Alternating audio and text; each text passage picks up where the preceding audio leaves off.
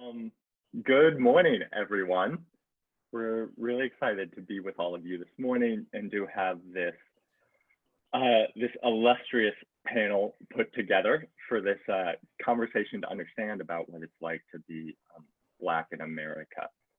I just want to begin by saying, there's a lot of important reasons why we are having this conversation, and among those reasons is we just want to highlight the fact that we are a family here at Hope, right? The church is the family of God, and we're, as an individual church, we're sort of like an immediate family of God, one could say. And when members of your family are hurting and are going through distress and difficult times, you want to listen to them and you want to hear from them and you want to see how they're doing. And so that's really what we're going to be focusing on today, just listening to a selection of members of our family and hearing how they're doing and hearing how we can better come alongside them in the ways that are possible. So we're so thankful to the members of the panel for being here with us, and we'll give them a minute to introduce themselves. But first, I want to turn it over to Craig to just say a few words about why we're here, what the goals for this are, and why this is, important that we're doing this as a church. So, Craig. Awesome. Well, guys, thanks for joining us today for this important conversation. I'm glad that you can be with us. First, again, like Devlin said, I want to talk about, just share briefly why it's important for us to have this conversation for the church at large and Hope Jersey City in particular. One thing I know, in many regards, there's a growing fear and resentment towards the church because often the church seems irrelevant and sometimes outright oppositional to the movement of justice. And even sometimes, even when the church is silent, and even their silence just conveys that idea of complicity with the propagation of racist systems in this country. I love this quote by Michael Emerson in his book, Divided by Faith. He said, evangelicals usually fail to challenge the system, not just out of concern for evangelism, but also because they support the American system and enjoy its fruit. They share the Protestant work ethic, support laissez-faire economics, and sometimes fail to evaluate whether the social system is consistent with their Christianity. So today, we want to evaluate that system, even if we're just scratching the surface. We want to survey our current climate and see the injustices for what it is. Because if we can't properly name the problems, then we can't properly engage the problem. Yet, as we engage, as we see, as we hear, we're probably gonna see the enormity of the task at hand. At the end of the day, I hope what we realize as we move forward is that we actually need Jesus to help us. We need the risen Jesus who defeated the great enemy that is death to move alongside us as we do this. And even as a church, if you're part of Hope Jersey City, you've heard us say that we aim to connect people to the tangible love of Jesus. That's because we know that it's through him that we are transformed. Through him, people are transformed. And looking through our framework, as we talk about, we want to connect people up. We connect people up because we know that Jesus is passionate about justice. When Jesus first started his ministry in Luke 4, that was what he said, that I've come to proclaim good news to the poor, to proclaim freedom for prisoners. He is passionate about justice. We also want to connect people in because we know that the church should embody the kingdom of God that the world is longing for. That we should actually share in the pain and the anguish of many who are oppressed, And that even for us as a multicultural church, we want to build beyond the veneer of our diversity, right? We want to build beyond just being multicultural, being diverse. We want to actually go deeper. And then lastly, we want to connect out because we want to be a church on the front lines. We want to be out there helping folks as God has called us to. So now, this panel, as we start, is about naming and describing the evil of everyday racism and bringing it to light. And it might be overwhelming, it might be uncomfortable, but we want to do this because this is really the task of, this is what the church should embody. We also want to bring in the full gospel to come to bear on this, this evil that's in our world. So as we listen, I hope, my hope, our hope is that we learn, we lament, we repent, but also we are activated to love, mercy, and to do justly in this area of racial injustice. Awesome. Dev. Thanks so much, Craig. That was really great. I love the line you just said that we need to build beyond the veneer of our diversity. And I think that's a really great idea. I know a lot of us are really proud of how diverse Hope is. I've definitely bragged to people about how diverse it is. And that diversity, if we're not having these hard conversations, then sort of what's the point almost? Right. We need to have the courage and the boldness to do this. So with that in mind, let's begin. I want to begin by, my name is Devlin. Happy to be here. I am not one of the panelists. I'm just here to help facilitate the conversation a little bit. Our panelists are Joette, Rachel, and Dwayne, and we're happy to have them. So could we just hear from each of you briefly a little bit about who you are, your relationship with Hope, and just introduce yourself to us. Joette, could you start us off? Sure, thank you, Devlin. I can start. Hi, everyone. My name is Joette Jones. I'm really happy to be here this morning and to speak through some of these experiences. And thank you to the church for giving us this platform to talk and just to find a safe place for us to understand a little bit more about each other. I've been at Hope for about 1.5 years now. I'm a part of the prayer team here. Professionally, I work within the fintech space and product development at Moody's Analytics. I've been in the New York City area for 10 years now. Can't believe that, but I'm originally from Augusta, Georgia.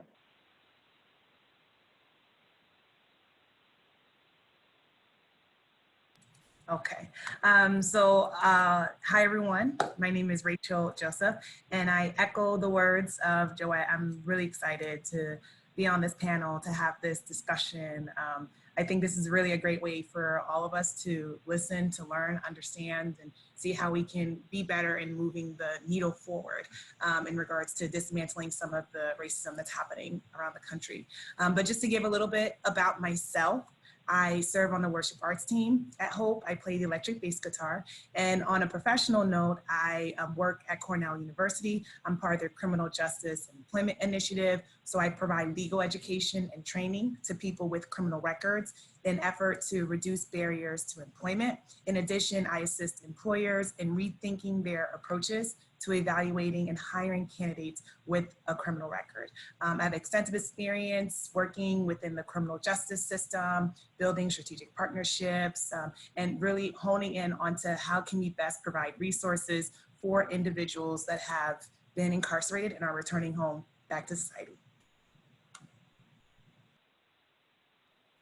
Cool. My name is Tanya Pender. I have been attending Hope for about 2.5 years. My wife, Tanya Pender, who is one of the vocalists on the worship team, we co-lead the Justice and Compassion team. And in my professional life, I work as an associate partner at McKinsey & Company, management consulting firm where I do public and social sector strategy and operations. And I also help to lead McKinsey's research on racial equity, some of which we've talked about in the context of some of the prior events relative to the racial wealth gap. So excited to be with you all. Great, thanks so much, everyone. I'd like to begin with just a pretty simple question of how are you doing? These past few weeks especially have been a really challenging time for a lot of us in very different ways, as we have seen this huge upwelling of grief and of anger in our country over violence perpetrated against Black people. And yeah, I'm sure the ways that you're experiencing this distress is pretty different from how a lot of white people are experiencing it. And I would just like to how are you doing? Is there a word that maybe describes how you're feeling and how you've been processing these events over the past, month or so? Maybe Rachel, could you start? Yes, and to sort of sum it all up into one word, I would say how I'm feeling is overwhelmed. These past few weeks and months, they caused a whirlwind of emotions. I'm saddened and outraged by the recent brutal murders of Black individuals resulting from a long-standing history of racism and oppression in this country. Some of the recent names that we all have known and heard: George Floyd, Ahmaud Arbery, Breonna Taylor. And unfortunately, these names, they're not sort of the end of the list. They follow a long list of names before them and unfortunately after them. So it's not a new phenomenon, and it's unfortunate that we live in a society where events like this are becoming more common. We should be sort of on the road to justice and change, not more death and destruction. So as I'm working to process all of these feelings that are associated by these events, it has been overwhelming, mixed with a little bit of pain, anguish, and exhaustion. And I'm trying to figure out ways on how I can best cope with it by having these discussions, by expressing how I feel in hopes that making change, that can start with just these conversations here and then try to build from there.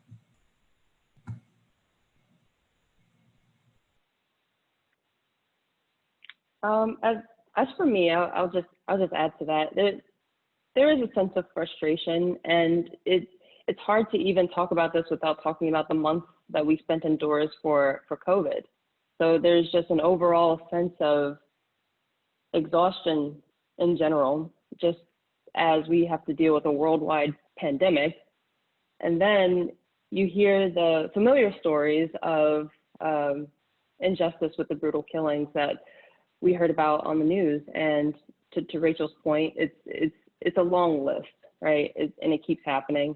And so you're trying to manage your exhaustion, you're trying to take care of your mental health on top of that. And honestly, for me, it's unfortunately one of those instances where you can oftentimes become jaded to what's happening because of so much going on. And for me, I did not watch the George Floyd video. I have yet to watch it. And it's one of those things where I feel like I'm somewhat protecting myself from seeing it. And I've been part of social justice initiatives my whole life, as well as professionally and educating people on this. But just given everything going on, you're just like, all right, I need to take care of myself. And the way that I've been taking care of myself with everything going on is plugging into community, especially with a lot of my Black friends. It's been such a time of just taking care of each other during this time and making sure that we're all okay, and just giving ourselves room to just be with each other. And I know it's hard even during quarantine, but more Zoom calls, more FaceTime messages, or just making sure that we're all good, to be honest. But it's a mix of emotions, because you have this exhaustion, you have the frustration of just having to, I guess, pick up old wounds, for lack of a better word. I will say I have yet in my lifetime seen the amount of support that I'm seeing now in the media and through just, it seems like now more than I've ever experienced that people are very willing to know more and to educate themselves. And there's this sweeping awareness that's happening within our culture that I'm still trying to figure out because I think there's not a lot that's really new, but it feels like, you know, amidst everything with the exhaustion and the frustration, there is a subtle optimism that, wow, maybe things are going to start changing. I've never had so many of my white friends reach out to see, am I okay? Or, hey, you know, what can I do to learn more? How can I educate myself on this? Because for many of them, they didn't realize it was so bad. But that's a very long answer to how am I doing. It's a mix of things. And trying to just make sense of it all can be a lot of work, but that's where I am right now. Yeah, I think exhaustion and feeling overwhelmed are consistent with how I'm feeling. I mean, I think there's two levels, just because given the work that I do. You know, the first level is societally. You think about this in the context of coronavirus, which, you know, myself and a few colleagues at my firm have done research on that. You know, coronavirus is affecting and killing Black people more disproportionately than other populations. It's affecting Black people's jobs more deeply than other people's populations. So you have a global pandemic that is affecting Black people in particular really hard. And then you layer on top just the recent events around racial injustice that I think layers on even more to just what I think people are already feeling. So I think from a societal perspective, I think it's just really challenging that you have this one group of people who are suffering from this global pandemic in particular, and also suffering from a societal pandemic. And, you know, I just think it's really unfair. But I think personally, you know, the way I'm thinking about this is, you know, in the context of me as a dad, and I'll just share my screen really quickly. Yeah, so this is my daughter. And she was born 3 months ago, before everything shut down and before there was this recent spate of injustice. And I've just been thinking a lot about how I'm going to explain the first 3 months of her life to her. The fact that we were quarantined, but also the fact that, you know, there were protests and why there were protests. And I'm really trying to think about how I'm going to contextualize this moment for her to understand the world that she's living in. You know, tomorrow is Father's Day, and I'm thinking about the fact that George Floyd, you know, was a dad, and, you know, he has daughters, and their daughters are now without their father, and they're now having to, you know, live in a world without, you know, someone that they really count on and look up to. And I just think that in particular is really unfair for them. So I think that's kind of where I'm at and how I'm thinking about this overall moment. Wow, thanks so much. There's so many interesting ideas here that I would love to follow up on and unpack. Before we do that though, I should have mentioned this at the beginning, but to everyone watching, we are gonna have a time at the end for some questions and answers. There is a Q&A feature in Zoom's webinar, so you can feel free to submit questions and we'll get to those at the end. It's one thing that's, I'm gonna go off our script a little bit here, but one thing that's interesting to hear you guys talk about is this like simultaneous fact of things feeling a little different right now in terms of the upwelling that's happening, but also things feeling really the same. You know, I think a lot of white people were really taken aback by George Floyd's murder, rightfully so. It was beyond the pale. But I would imagine for a lot of Black and brown communities, this is kind of same old, same old. And I wonder how much, like, how do you balance that? Do you guys find this to be an optimistic moment, or do you find that you have to sort of protect your own mental health and guard yourself from optimism? Is there, I don't know, how are you navigating that?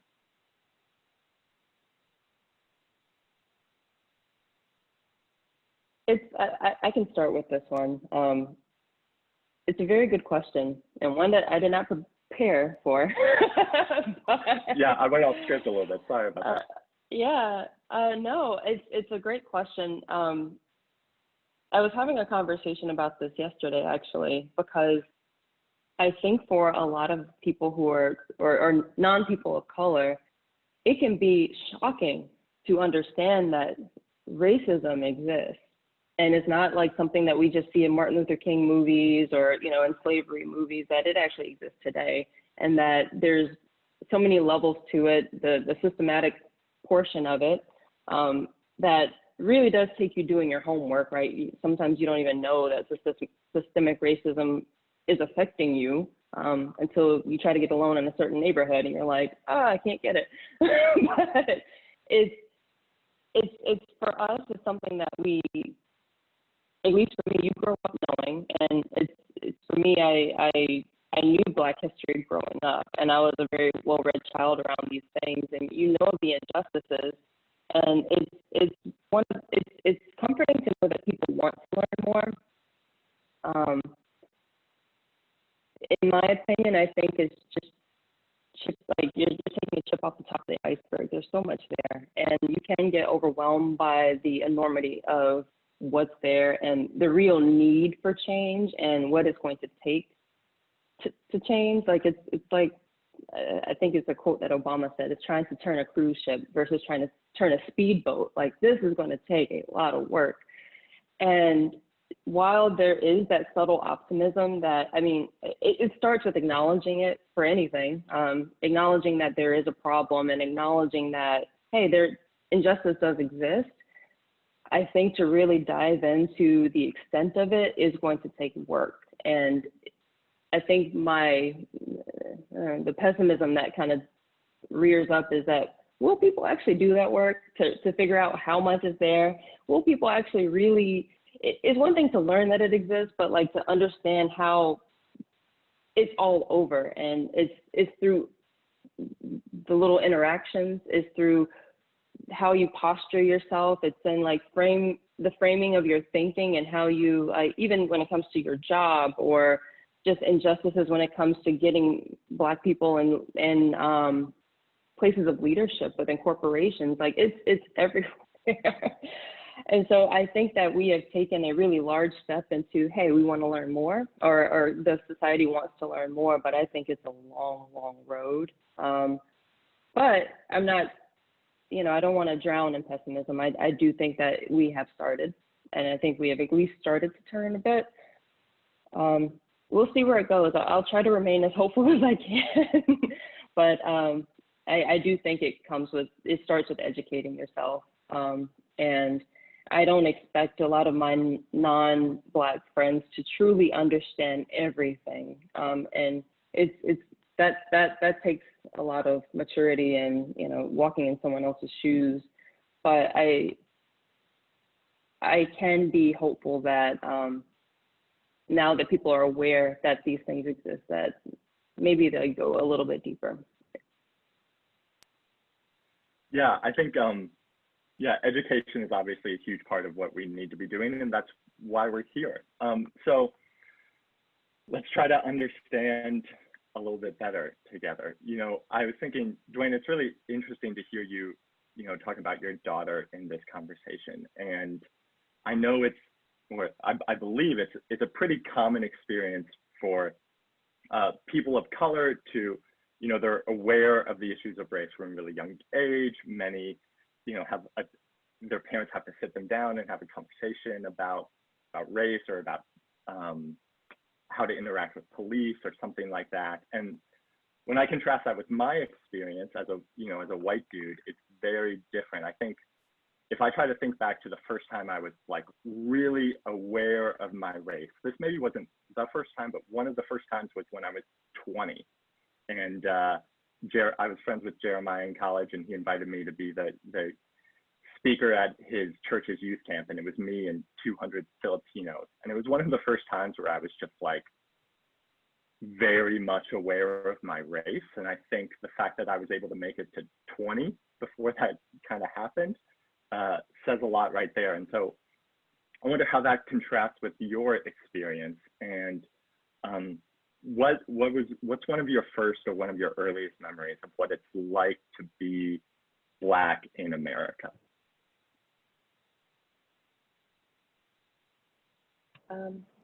I can start this one too. I mentioned in my intro, I'm originally from Augusta, Georgia, but I was actually raised in a little town in South Carolina called North Augusta, which is right next to Augusta, but it's in another state. And, you know, hearing Dwayne's story, that this is the first thing I think of. Like, I was a child when I first became aware of my race. I was part of desegregation efforts in the 90s. You know, oftentimes when you think of desegregation, you're thinking like the 60s or the 70s, but it was still very much something that was being orchestrated in the early 90s when I started school in 1993. And I was bused, like they bused kids from one neighborhood to schools that were predominantly white. So I was actually going to a school that was out of zone. And I was one of 3 Black kids in my grade all throughout elementary school. But it started in kindergarten, where you're forming your friendships, and you know, trying to go back in time and remember that frame of thought. I loved school, and I loved meeting people and having friends. And I had a best friend. Her name was Courtney, and we played together every single day. That was my friend. We even took naps together because we were just that close. That was my buddy. And towards the end of kindergarten, she comes up to me with this other girl who she started hanging out with, and she told me, "I can't be your friend anymore because you're Black." And that was really the end of our friendship. Even throughout elementary school, we never really spoke after that. And it's hard to understand as a child. My parents didn't necessarily have the conversations with me about what to expect as a Black kid, or, you know, to Dwayne's point, what do you tell your kids? It was just like, all right, go to school, do well. Let me see your report card or whatever. But I don't think I was necessarily prepared for that experience, and I think it confused me more than made me angry. Like, I don't think I understood why that was a big deal, but you become aware that, okay, you're different and you can't help it. And, you know, I lost a friend, and at that very vulnerable age, it makes a big difference when you lose a really good friend.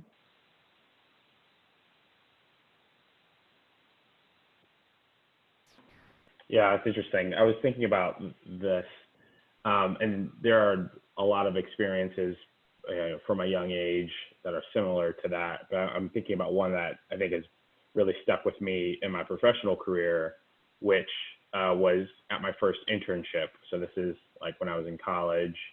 And a couple of days before I was about to start, you know, I was thinking about what I was going to wear and, you know, getting ready for, and it was at a bank. You know, I was going to be an intern at a retail bank.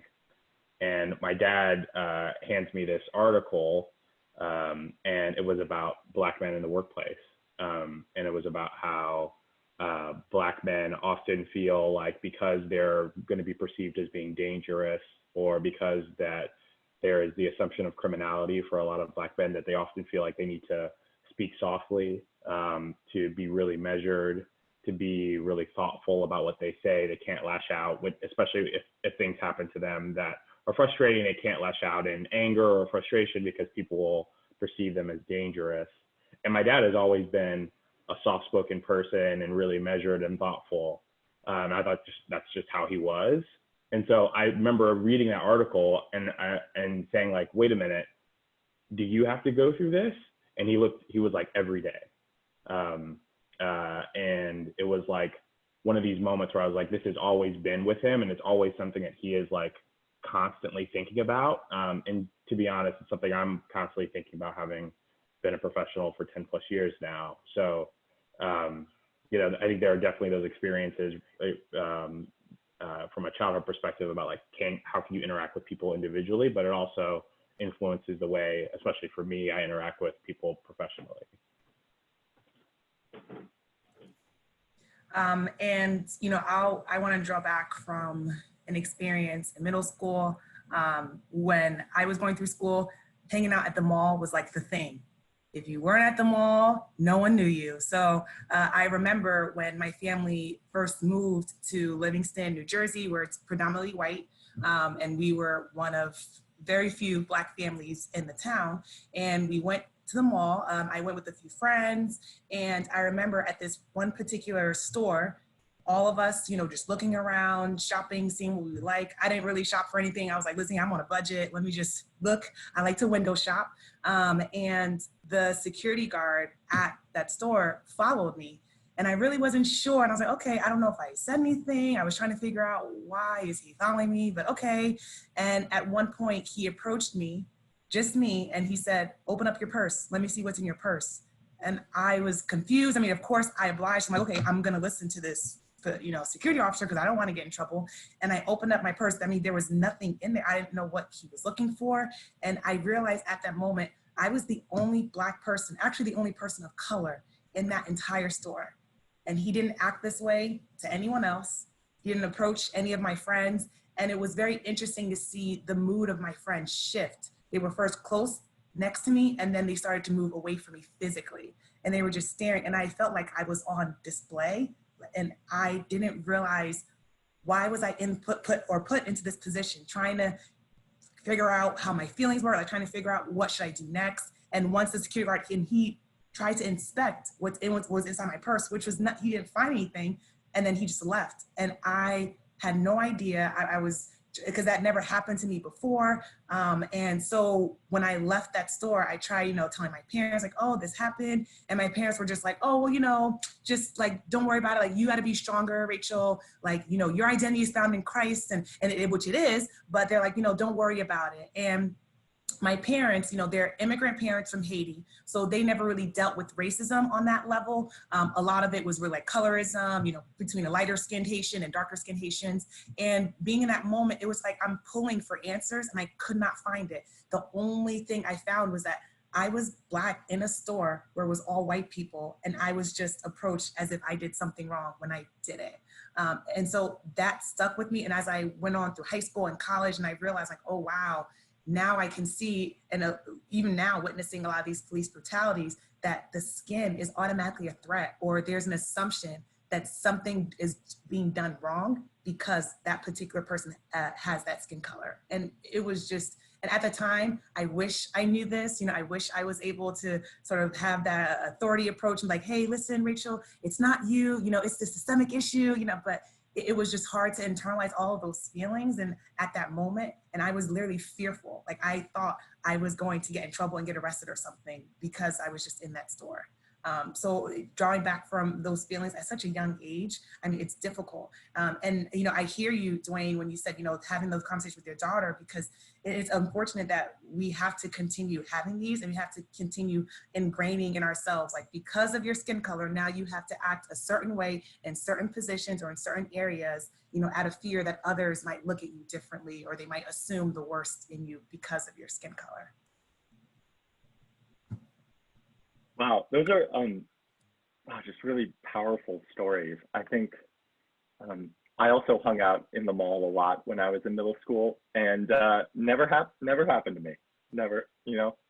I think we did get in trouble every once in a while, but that was for, you know, like riding scooters in the mall for, you know, clearly egregious things.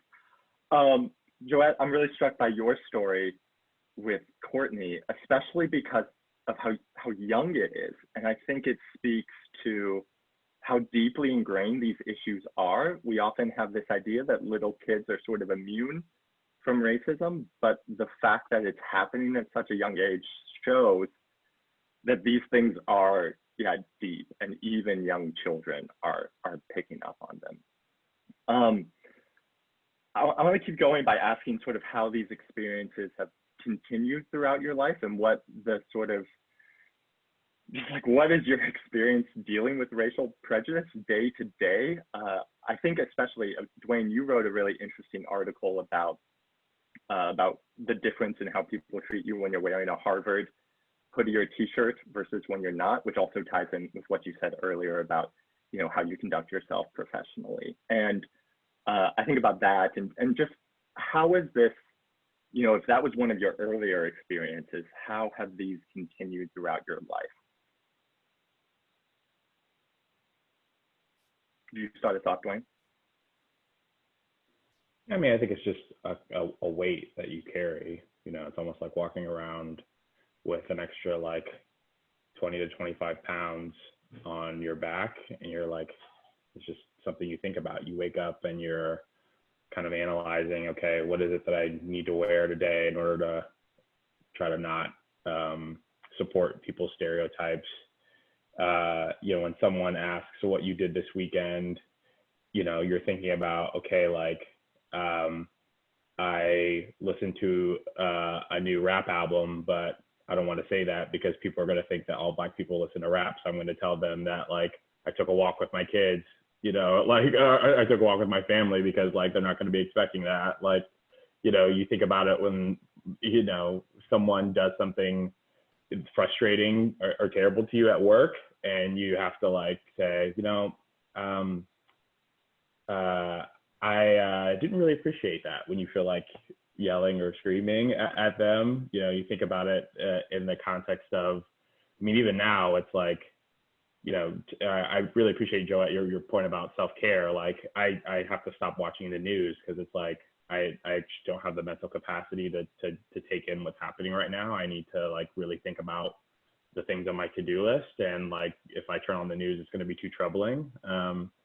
And, you know, I mean, you think about it in the context of when you go on social media and you see people who don't have that weight, right? You know, a lot of my friends, for instance, have had kids at the same time, and they're posting, you know, pictures of their kids, like, in new outfits and, like, next to their dogs, and, like, you know, like a cup of coffee that they drank. And it's like, the things that I'm thinking about are so far from the things that you're thinking about. I'm, like, thinking about this entire world and how to communicate it to my kid. And you're thinking about, like, you know, what new outfit you're going to put your kid in. And so it's just like, it's like this constant thing that you're, like, living with and dealing with. And,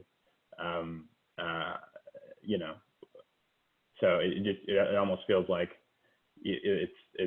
the way I would describe it is like, if you've been sick and your breathing is inhibited, like, every time you take a breath, you're just aware that, like, there's an obstruction, but it's, like, constant. Like, every time you take a breath, you're like, man, I can't breathe. And other people are walking around breathing easily. And every breath for me is really difficult. You know, I think that's almost how it feels, I would say.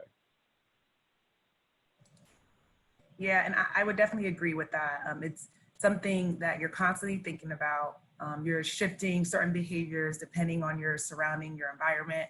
I know for me, after that experience, now when I go to malls or different boutiques, I always make sure, okay, I want to be dressed professionally. I got to make sure that when I come in, I see everyone, I smile, you know, use that little charming smile, making sure I say hello, hi, because it's kind of like I want to dismantle any other thought that they had prior to me coming in without me saying anything. Like, if you would have thought that I would do something, nope, I'm gonna dismantle it right now. Like, nope, you're not gonna have that particular power over me. And it's just so interesting, like, that I have to constantly think about that. I have to constantly be aware of how I'm perceived and how I give myself off to different circles and environments, and not just boutique shops or areas where we're shopping, but also, like, in professional setting, like Dwayne mentioned, you know, when I'm in meetings, I got to make sure if I articulate my opinion that doesn't agree with sort of what the main consensus is, I got to make sure, how do I articulate that in a way where I'm not automatically associated with the angry Black woman? Like, how can I best do that where people understand that, okay, Rachel, you have a particular knowledge in this, and let's take this and move this particular idea forward. Like, I always have to, you know, think about, how do I wear my hairstyle as well in work? Like, are people going to stare at me? Are they going to want to touch it? It's so many different things and different circles where it's a constant battle and a struggle within my mind of the moment I wake up to the moment I lay my head to rest. So it's just something that now I've become so immune to it. Like, I'm like, okay, I'm always making sure of how I am in different circles, because I want to make sure that how I'm perceived, it's not sort of based on race, or it's not based on previous or preconceived notions of who I am before I even open my mouth.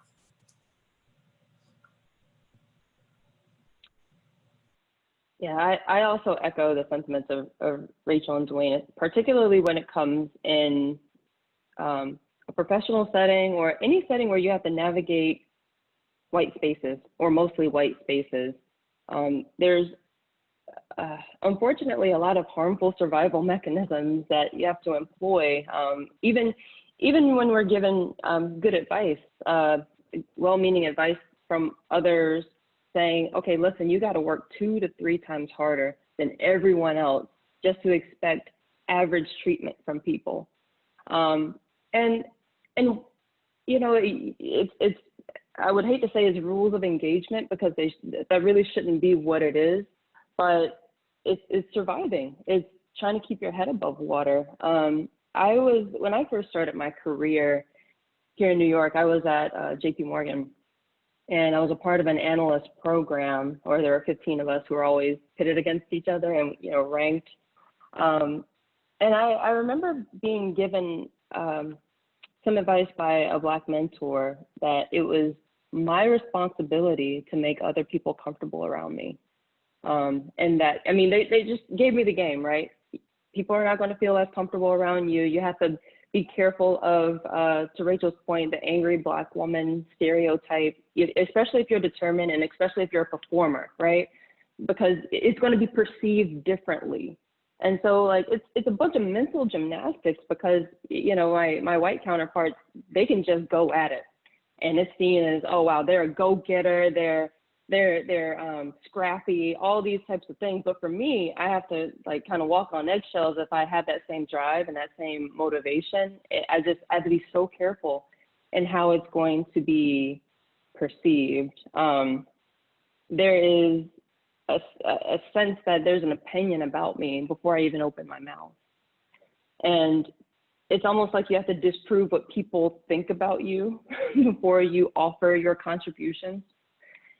And it's a lot. And it's a skill set that I wish I didn't have to have in order to really, you know, rise through the ranks. But I'll share one story. So when I was in that analyst program, we rotated, right? So you had 3 rotations. You're an analyst. Like, when you're rotating into a new role, you're taking over a previous analyst's old job. And I was taking over Amanda's old job. And, you know, she put together this weekly report for senior management. And how she would manage that report is, you know, she would send an email every Friday or whenever it was, I can't remember, Thursday or Friday. And she would literally copy and paste this email template just so she didn't have to think about it too much. She was just like, this is the template. You just put in the email, replace your name, and then send it to this distribution list. Everyone's going to put their updates in the same place, and you'll aggregate them. It's such a typical analyst task, right? Especially back in the day before automation, like in 2010, 2011. But first week on the job, I'm like, all right, I got to do this report, Amanda's report. And I copy and paste the email, take Amanda's name out, put my name in there, send the email out to the distribution list, and it just exploded. There was this one manager, Peter, won't put last names here, but he was very confused by me sending this email and me giving him directives. And it came up just through some around the way feedback, but it really came up during my performance evaluation, which was, we rotated during the summer. So it was like 6 weeks after I rotated. It was kind of weird. So 6 weeks into my new role, it has a performance evaluation. And all the rotational managers and anyone who touches them have to, like, give their 2 cents on you. And I learned from him that he felt like through that instance, I didn't know my place. Those were the words that were used. I did not know my place. And I was so confused, because I'm just like, what did I do? You know what I mean? I look back at the email and I think about, maybe it came off as too direct. I'm questioning myself, like, what on earth happened here? And, you know, as I start talking to more people, I realize that, okay, well, maybe it's just him, but he influenced how other managers saw me and how they interacted with me. And I remember calling my friend because I was devastated after this event, because you want to do well. It's your first job. It's your first real job after college. I think I was like 22 or 23 at the time. And I'm like, I don't want to mess up here. It's a great company, or at least has a good name anyway. And, you know, I'm it's competitive. So you just don't want anything to go against you, but you don't really know how you can help yourself in this sense. And I had a friend who was a part of my old rotation, and she was actually close to my old manager. They were both confused as to why these things were being said about me, and they both reached out. But with her in particular, she said to me, she was just like, Joette, this is a very racially motivated thing. And she was a white woman, a white refugee from Romania. And I think in terms of, you know, we're throwing these words around nowadays about allyship. I think that she was the perfect example of an ally who would spoke out. She spoke out about what was happening because she knew it, and it was like calling a spade, and that she affirmed what was happening within me. And even that level of support, like I don't know how much control that she had to influence the situation, but even just affirming, this is what's happening right now. And I guess she was close enough to it where she understood. But that in itself just made me feel like I'm not alone. And it's a cutthroat workplace. And sometimes, like, you know, with these survival mechanisms, they're like heightened. You have to be so hyper vigilant within them just to succeed. But just to know that like someone saw what was going on and was able to identify it and affirm it meant everything to me. So, you know, when it comes to just navigating these spaces and just having to jump through hoops of fire just to make people feel comfortable, or, you know, and people said they might not necessarily see you as being able to be direct with them, or, you know, what have you. It's a lot. And I guess you get better at it, but I think it's something that should be said and understood, especially given our congregation where a lot of people have these types of workplaces. And maybe this is what your Black colleagues are going through. Yeah, thanks for all that. It's really just amazing how much of this is so foreign to my experience. And you know, I'm in the process of trying to learn all of the ways that my white privilege is real, and, you know, hearing about the constant mental gymnastics you have to go through, or, you know, I can add to the list of my privileges that I don't have to walk into a store and smile to everyone. Yeah, it's really incredible. We're gonna shift a little bit to some audience Q&As. This first one is for Rachel specifically, but everyone can join in. When a person of color is discriminated against, like what happened to you, Rachel, at the mall, how do you think that impacts the person and, you know, the community of people of that race who are being mistreated in that way?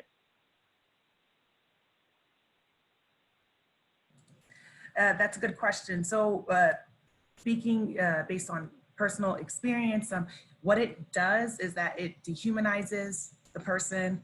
It makes you feel less valued, helpless, alone, isolated, fearful, because this is an individual who has a power of authority, who can make certain decisions on your life that is making that assumption on you based on the color of your skin. And this really just perpetuates this whole systemic racism. And just to dig a little bit into that, so with systemic racism, and I'll break it down, the word systemic, right? It means that something that is present in an entire system or body. So when we look at systemic racism, it's the entire system, starting from the government, to the courts, to the police, to education, businesses, healthcare, church, you name it.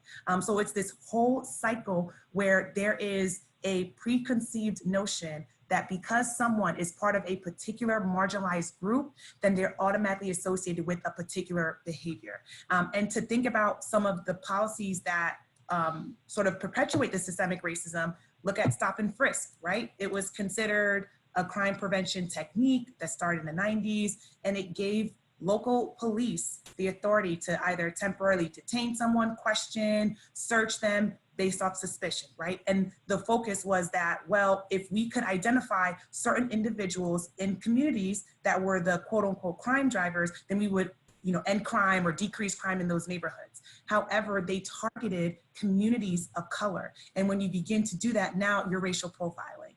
And now that doesn't help the sort of initial goal of what you were trying to go for. And then looking at three strikes law, that was supposed to sort of increase the prison sentences for individuals who were either convicted of a felony and those who had previous convictions of violent crimes. Okay, we're gonna make sure that we're gonna limit their access to society by increasing their sentences because they had previous violent offenses in their past. And when you do that, let's look at the numbers about that. The prison population, it disproportionately affects people of color, especially Black men. Look at the population and understanding how that is consumed and how that is sort of considered, oh, if we wanna have this crime prevention model to let people know, hey, if you commit 3 times, that's it, you're out. But look at the demographics. Look at who you're sort of focusing this particular policy on. And so, and I know this kind of goes into like a larger issue, but at that moment, you feel like, okay, because I'm into a space where most Black people probably aren't into, where it's predominantly white people, that there's this assumption that, okay, now there's a threat, so we need to dismantle this threat. We need to come into this space so we make sure that everyone around them feels safe and comfortable. I'm sure people in that store didn't care that I was probably just like, oh, okay, that's just another person. No one cared, but yet when a person of authority came in, they automatically jumped to that conclusion that, no, you know what, I'm gonna make sure that everyone else feels safe. Even if they don't know it, I'm gonna make sure and bring my sort of authority into this space, into that particular person, and ensure that whatever I thought, I want to sort of leave that thought in my mind. So it's like now the presumption is guilty and I gotta prove my innocence. And it's a lot of different emotions and feelings, when you are approached like that and when you are profiled in that way, especially at a young age. And I'm sure that I'm not the only one. I'm sure there were multiple people, and I'm glad that the person asked that question because I'm sure that either that happened to them or they happened to someone that they knew. And to understand that this is not an isolated thing. This is something that has happened, I'm sure, generations before me, and it will continue to happen after me.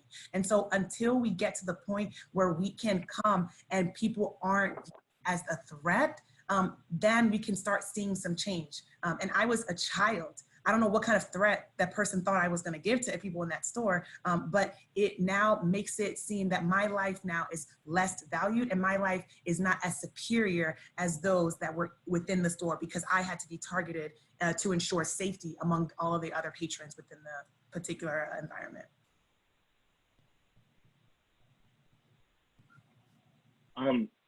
Yeah, I want to. That's really good and really helpful. And I think especially sort of the idea of unpacking systemic racism is really important. It seems to me like that's one of the biggest issues in the conversation more broadly in America today is understanding the difference between sort of like, individual racist who's bigoted and prejudiced versus like the systemic conversation. And yeah, I think that's a really important distinction. But I want to move to another question from the audience. I'm going to sort of combine it a little bit with my own. Thinking about the church, we are a church and we're having this conversation as a church, and we want to be a church that's better at supporting and advocating for the people of color among us. How does the church play into all of this is the big question. But, how do you find yourself struggling to navigate white spaces in churches? What are ways that you've experienced racism or systemic racism in churches? How have churches, unwittingly participated in these systems? And sort of in the church space, what do we need to be more aware of, and how can we do better? That's a big question, but just sort of like where does the church fit into all of this? I'll go ahead and then feel free to start. I think there's a couple of things. The first is in terms of kind of representation and leadership.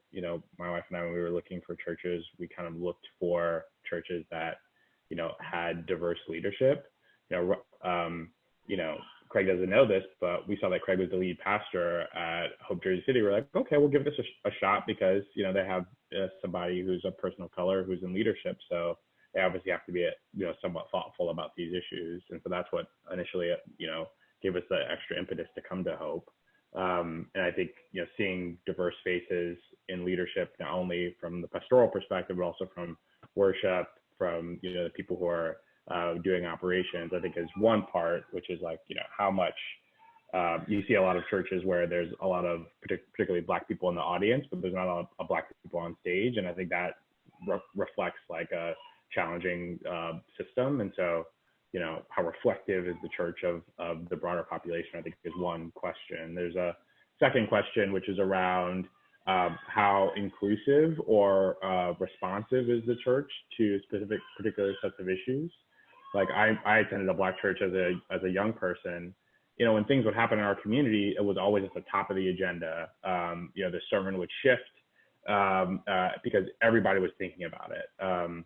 And I've been in predominantly white churches where you couldn't tell what was happening on the outside of the church because we were talking about some esoteric passage in Psalms, right? Like, and it wasn't at all reflective of what was happening in people's lives. And so, how much does the church take in and reflect, and is responsive to the outside world, not only in the case of what we talk about on Sundays, but the things that we do as a church body, and I think the third aspect is around, I think we're thinking about this, from the perspective of parents, is just like how representative is the broader congregation? Are we going to feel like we're the only, Black parents with kids, or are there other people who look like us and have a similar experience? And if we're not, then how much do we do to try to expand and extend the broader reach of the congregation? So I think those are kind of the three things I'm thinking about relative to the church. But Rachel, it sounds like you were going to jump in. So. In addition to what you mentioned, Dwayne, I was going to pick point on that as well. But also, how does the church identify either with the community that they're in, where the actual church is located, and how do they reach out to that community? That was one of the things that I thought about as well. And with Hope, what's great is that they not only just serve people that go to Hope, but they serve people around Jersey City, like within the immediate areas. It's important because you want the community to know that there's a church here for you. It's not a church that's just sort of in a silo where, no, we only serve our congregation. We're here Sunday and that's it. No one else, can really be part of it. But no, we want to take action. We do the evangelism. We give out, to the homeless, like little care packages, which I thought was so adorable. But it's great because it shows that your love is being reached and being shown to people within the immediate area. So it's not just a building that's planted there, but it's love, God's love, that is being spread throughout the immediate community to let them know that we are here for you. And there's always a safe haven that they can come to. And so I think that was very important that Hope does really great, is that they, sort of reach out and branch out to the individuals within that community. And those even, not just in Jersey City, but also like Hoboken, some other areas as well, to let them know that we are here to serve everyone. Like, it's not a building, it's the community of people. And it's our love that we're going to consistently give to everyone surrounding the area. I'm just going to add to what you're saying, Rachel. Hope is doing a lot of things right. And I think because it's such a new church, all of us haven't been here that long. But the fact that we're having this conversation and that there was demand from the congregation to even have this conversation says a lot. And, happy to be a part of it. I grew up in church, and a lot of the churches that I grew up in were very similar to Dwayne's explanation of, you have, a mixed kind of congregation, but there was a lot of white leadership. I think the first thought I have is the historical story of church and how in this country it's always been a very segregated place. I don't know when churches start mixing more, but you had the Black church and then you had the white church, and Black church is very, very different than white church. Just the styles, the things that are given priority, particularly things that are servicing the community. Like, for example, what's going on now is probably the head of every Black minister's agenda. And it's just different. I think that the things that oftentimes arise when you have a more mixed congregation and there is some sort of, I guess there's a white majority leadership, is oftentimes that leadership doesn't really know how to deal with these issues. And because they might not know how, they don't say anything. And that can be very harmful to that congregation and to those Black members. Or when they do try to deal with it, they kind of transcend the problem. And I guess going into this kind of hyper spiritual, we're all God's children, we're Christians first, instead of really getting their hands dirty with the messiness of this issue. And it almost feels like it's just water under the bridge. And then we're going on to, we're going on to the next sermon in our series. We're not even going to deal with what's going on in the news. And that happens so often. And that's why there is a lot of hurt in the church when it comes to these types of issues, particularly around racism in this country. I think that it can also be harmful when there's a denial of racism, given the context of Christianity, that, oh, Christ has just done away with those things. And these are things that are actually said. So it's like, wait a second, like, I know we're saying this in the four walls of this building, but when I step out of this building, racism very much exists. And I have to deal with that. Even as a member of this body, I have to deal with it. And then I also see sometimes, and especially now on social media, there's a lot of people playing devil's advocate, where I guess people learn a little and then they kind of defend a lot. And it's, in my opinion, and maybe I have the wrong opinion on this, but I feel like you're wasting people's time and energy when you always want to play devil's advocate.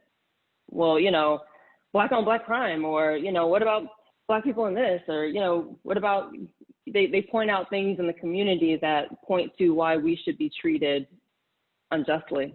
And these are very well-meaning people, but it's just, it's the opposite of supportive in my book. And yes, I echo all the sentiments of Dwayne. Yes, everything you said. And yeah, Rachel, we're doing a great job here at Hope. I think that we can continue this conversation because it seems like people want to learn more. But I just wanted to kind of give just the overall, grew up in church and things I've seen and things that kind of repeat itself. Even now, these things are going on as a result of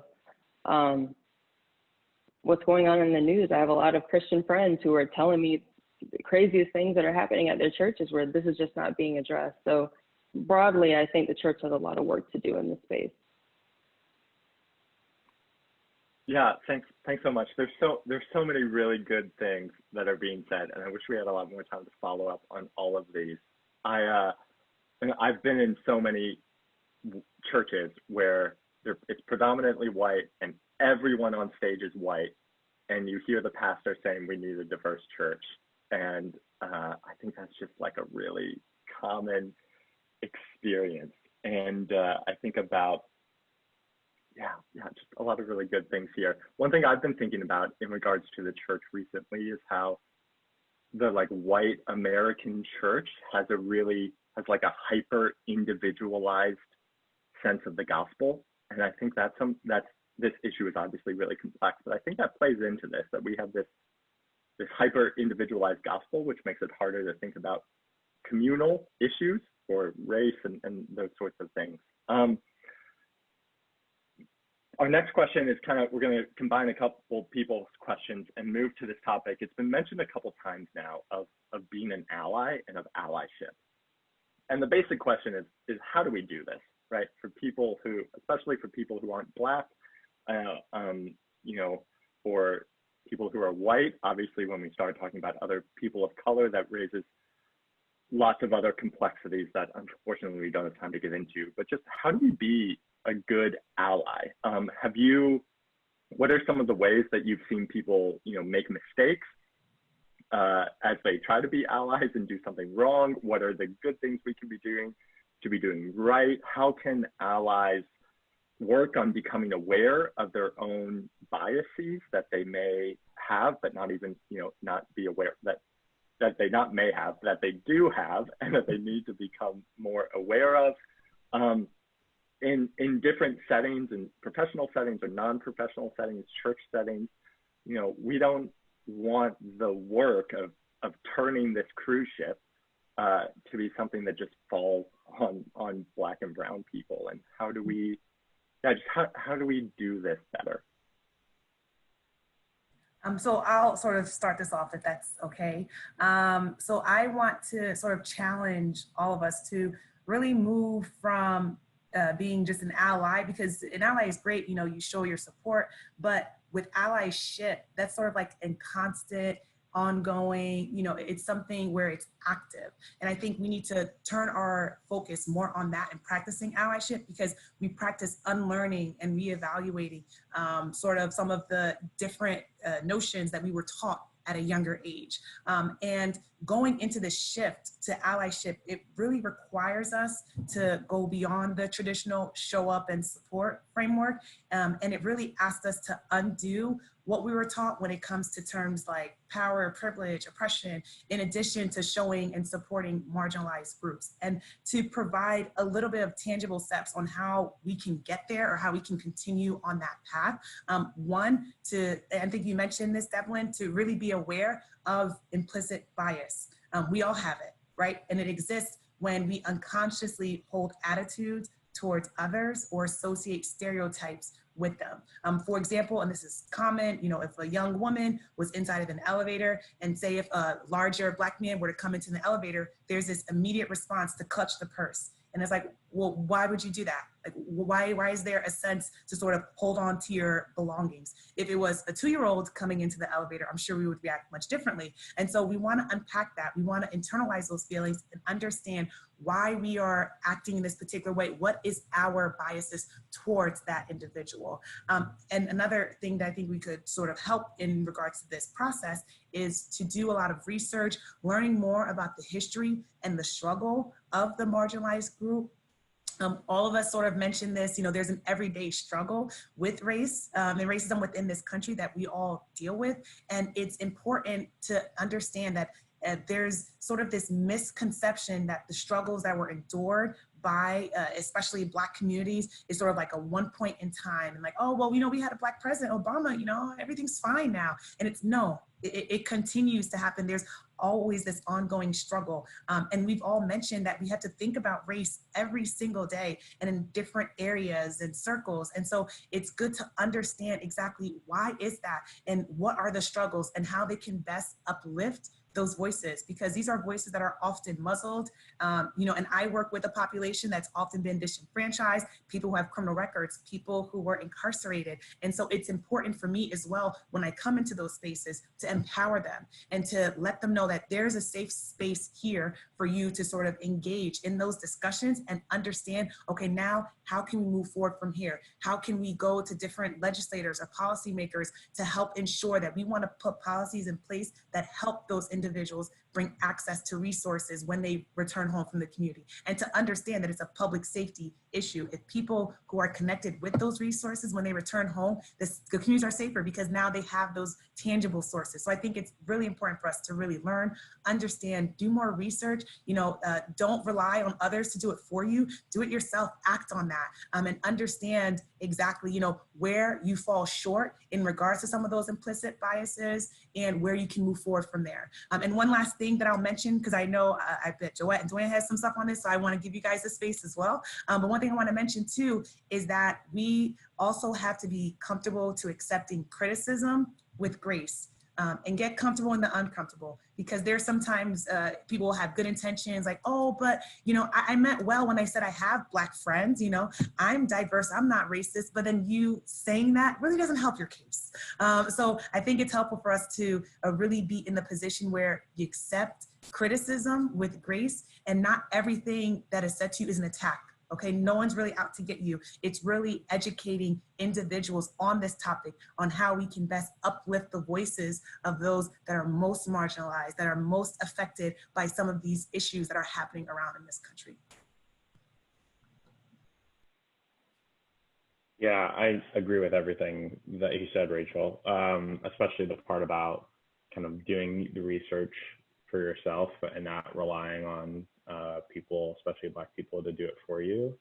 I think the other thing that I'm thinking about, especially in this moment, we live in this like social media culture, is, I think there is allyship from the perspective of like actually doing the actual work, and there's performative allyship. And I see a lot of people like posting Black squares on social media, or like, hashtag justice for George Floyd, and like, I went to a Black bookstore and bought a book. You see, I'm like a good person type things. I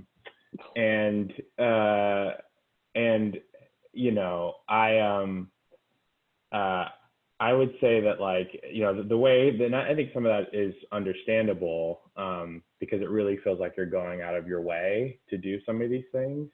And I was just thinking about, I'm going to do the classic Craig thing and tell a story about my wife without her knowing it. Sorry, Craig. But like, I'm trying to do more around the house. And I just remember one time, it was a few years ago, because I've gotten a lot better since then. Like I remember like doing the dishes and then like waiting for her to like congratulate me for doing the dishes. I was just like, did you notice that like the dishes were clean? Like I'd clean the dishes. She's like, yeah, thank you. But there's all this other stuff that needs to be done. And I'm like, okay, but like I did the dishes. So like, and I think I think sometimes it's how I interact with people who are performing allyship. They're like, you see, I posted this square on social media. I'm like, yeah, but there's all this other work that needs to be done. They're like, yeah, but I posted square. So like, the way I'm a good person. And I'm like, okay, I appreciate that, but I think there's a lot of work that needs to be done, and I think over a sustained period of time. And so I think if you're really interested in being an ally, it's how can you shift your actions and behavior over your lifetime, not just in this particular moment, and how do you shift your actions and behaviors in real, sustainable, measurable ways, not just over social media, and how do you make sure that like the person that you are, in social media, or when you're trying to perform for, other people to make sure that you look like a good person, is the person that you are all the time. I'm just thinking about the Amy Cooper situation. And if you're not familiar, it's good to Google, but this was a person who like did all the performative allyship and was posting hashtag X and donated to Obama and voted for Obama. But like when she was alone in Central Park and got frustrated at a Black person, she called the police and threatened the Black person's life, So like, how does your performative allyship actually translate to your everyday actions when people aren't watching? I think that's the other question. So I would just say sustained, real allyship is different than the performative social media allyship.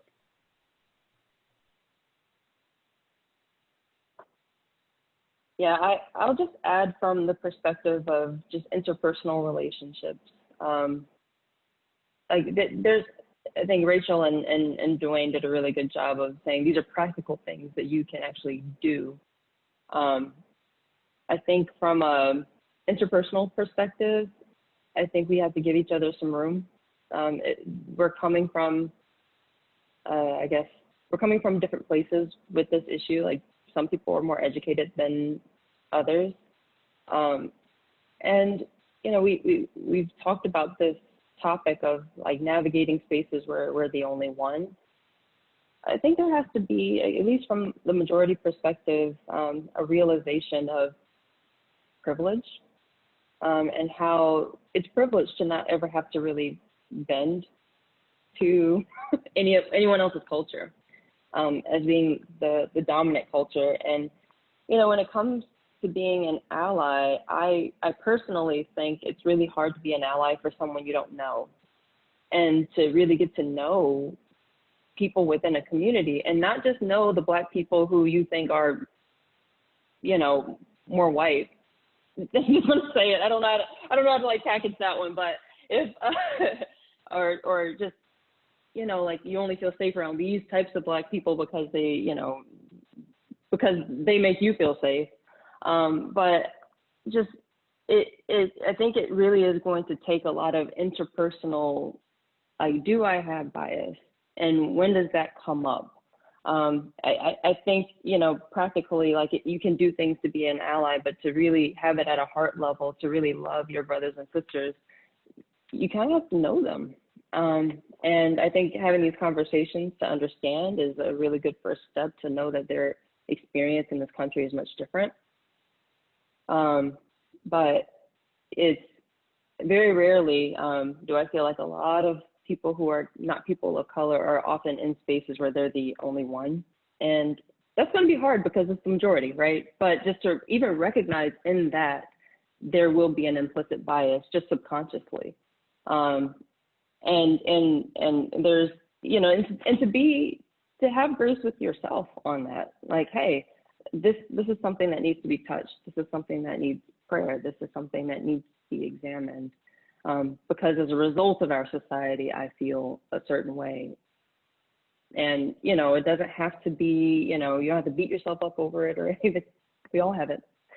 And so I think it starts with the interpersonal piece, if it's really going to be a part of lasting change, versus just, you know, we're riding the wave of what's going on in the media right now for a lot of people, and they want to show support. But how is this going to stick? How is this going to really change the temperature of things at a heart level? I think that would be my challenge. Yeah, thanks so much. There's a lot of really good advice being shared here, and we really appreciate it. I think we're getting close to running out of time. So before I turn it over to Craig to close us out, just to people on the panel, any sort of closing thoughts, any last things or important things you think that need to be said that haven't been said, or ways you'd like to sum up this conversation? I would just like to say thank you to the leadership at Hope for allowing the space for this. I know it's something that for a lot of churches it's actually very hard to do, and I appreciate that not only the leadership wanted to be at the forefront of this discussion, but also the congregation wanted it as well. And thank you to everyone. Yeah, I second that as well. I think taking this first step to openly have this discussion, you know, posting on social media, like, hey guys, we're having this, we're a church, yes, you know, we're one body of Christ, but it's important that this issue, because it affects some individuals of Hope Church, that means it affects all of us. And so I really appreciate sort of that collective approach, because the only way we're going to build from this is to come at this together, and to sort of provide last word, you know, for everyone that's listening and hearing this, is that don't stop learning. You know, after attending this space, I think it's great that everyone got personal reflections and experiences as well as education on this topic, but it doesn't end here. You know, continue doing your research, continue following up, continue having these conversations. And we all go to Hope, so it's not like people can't get in touch with us if they have, you know, further questions, but just to don't stop now. I think that's very imperative, because we can sometimes get into our own spaces and like, oh, we already did that, we're good, you know, we already satisfied the requirement, I am well aware. And like, no, because all of us, I think, are still learning, and we're still going to experience different situations and scenarios that are going to teach us to grow. So I want to encourage everyone just to keep going, to keep learning, keep understanding, keep listening, and see how ways we can continue to be effective in uplifting all of our voices together. Yeah, I agree with that. And I was just thinking about, you know, tying it back to, this is, to me, the expression of faith, and it's like very core to how at least I practice Christianity. And I think the core verse or verses is Matthew 25, kind of verse 34 through like 40, where the king is talking about who comes into the kingdom of heaven and who doesn't. And some of you have heard me say this before, but he says to those on his right, "Come, you who are blessed by my Father, inherit the kingdom prepared for you. For I was hungry, and you fed me. I was thirsty, and you gave me drink. I was a stranger, and you invited me into your home. I was naked, and you clothed me. I was sick, and you cared for me. I was in prison, and you visited me." And then the righteous ones reply, "Lord, when did we ever see you hungry and feed you, or thirsty and give you drink, or a stranger and show you hospitality, or naked and give you clothing? When do we ever see you sick or in prison or visit you?"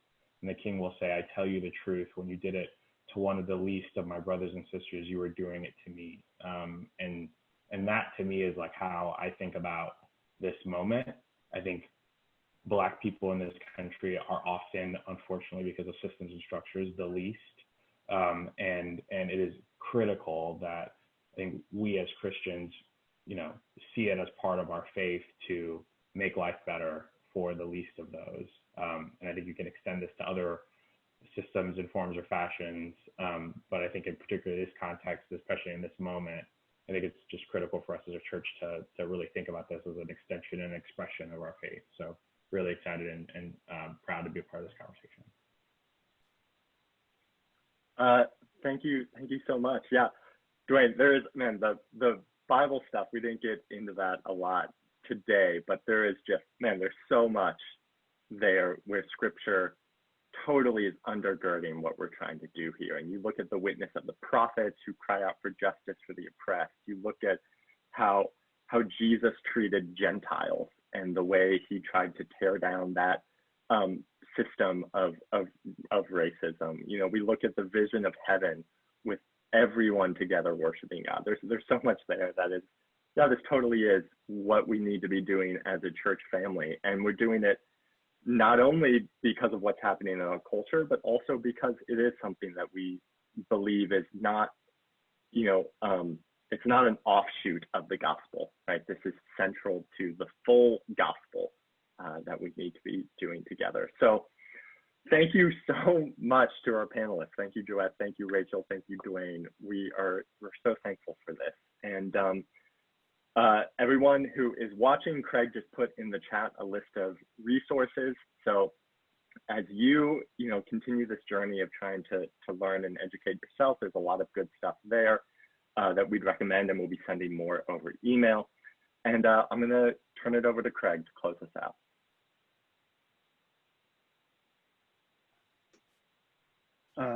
Thank you, guys. Thank you, Devlin, for moderating, and thank you guys for being our panelists and sharing your thoughts, your insights. I know one of the things, especially being in this season, I know for me, and I know for you guys too, that it's been difficult because you have experienced, it's almost like all of your years being put on video or put on the screen in just a month, and you have to kind of relive those pain, relieve those wounds. Yeah,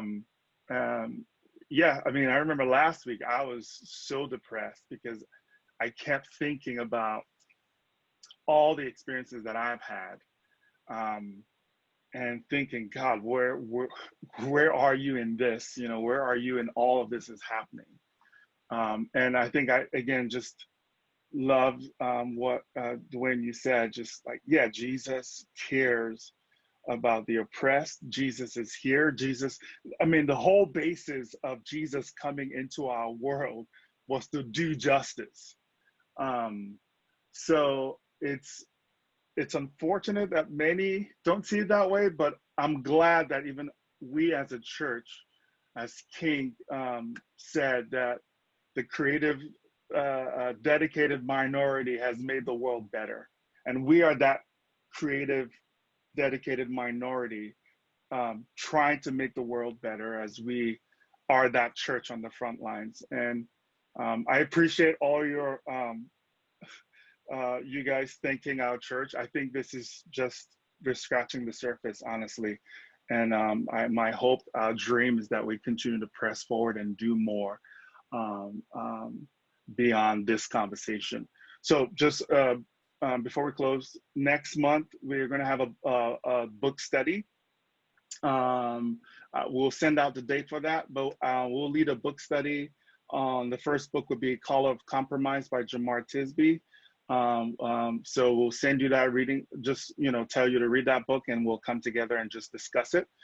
August, we'll also do another book study, and we'll let you know more about that. Again, we want to continue to press on, move forward with this, and know that actually our church is called to do justice, to love mercy. So thank you guys for tuning in and for being part of this conversation. Let's continue to talk, let's continue to chat, let's continue to grow in our faith in Jesus. Amen. I'll pray for us. We'll close out time, and then we'll say goodbyes. Let's pray. Jesus, thank you for this opportunity. Thank you for your love and your grace towards us. Thank you for opening our eyes, even through Dwayne, Rachel, Joette. Thank you for helping us see. I pray that our eyes will continue to be opened. I pray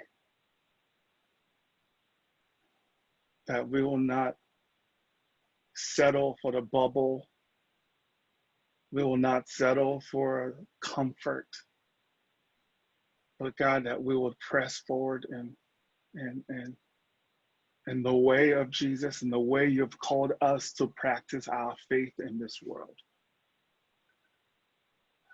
May you continue to be with us and go before us. May you continue to help us be the church on the front lines, doing the work that you have called us to do. Calling out those, bringing truth, calling out truth, living out truth, and helping those along our sides, helping our Black brothers and sisters who are in many ways are the last rung of the spectrum in this society. Help us to be the church for the oppressed, the church for the poor. Help us to be the church for Jesus, the way of Jesus. Thank you. Bless everyone here that's listened, and be with us now and forevermore. Amen. Amen.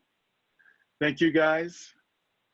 Have a good Saturday. And again, let's continue having this conversation. Hillary wants to have part 2 of this panel, so maybe we'll do that soon. All right, guys. Thank you again. Yeah. Bless you all. Love you guys. Take care. Bye, everyone. See you soon. Bye.